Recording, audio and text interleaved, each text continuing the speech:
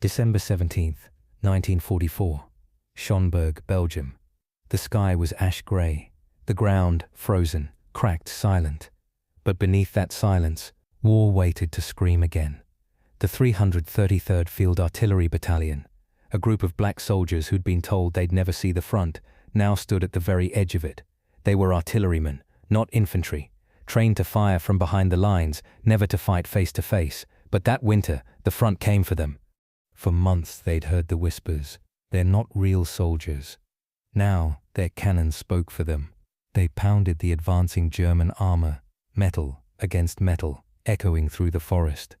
Every round was an answer to doubt, every explosion a declaration, "We belong here." By midday, radio silence, their supply lines gone, reinforcements none. The 106th Division, their support, had fallen back. The 333rd was alone. German tanks rolled in from the east, dark silhouettes against white snow. Machine gun fire cut through the cold air. The battalion was split. Some held the line, others tried to retreat to St. Vith. Sergeant Adams stayed. He looked at his men, cooks, mechanics, gunners. Ordinary men turned into a wall of defiance. They fired until the barrels glowed red. When the ammo ran dry, they grabbed rifles. The enemy kept coming, endless, relentless. One soldier whispered, "If this is where we fall, we make it count." They held their position for hours, not because they hoped to win, but because someone had to hold the line. Night came early that day. Smoke turned the sky black.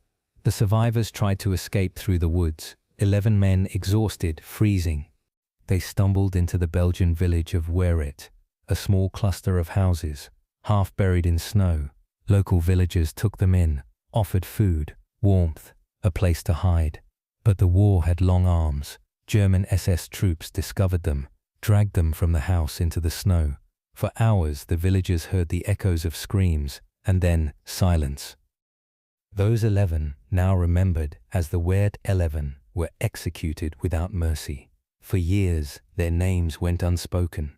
They were buried in shallow graves, but their courage would not stay buried. After the war ended, reports surfaced, witnesses spoke. Slowly, their story emerged from the frost. In 1994, 50 years later, a memorial was built on that very spot in Wereth, Belgium. 11 stones stand in a row, carved with names the world almost forgot. Wind still moves through the field where they fell, carrying their echo across generations. They fought 2 wars, one against the enemy in front of them, and one against the prejudice behind them.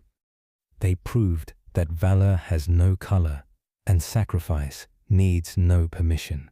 Subscribe to get more of these history documentaries.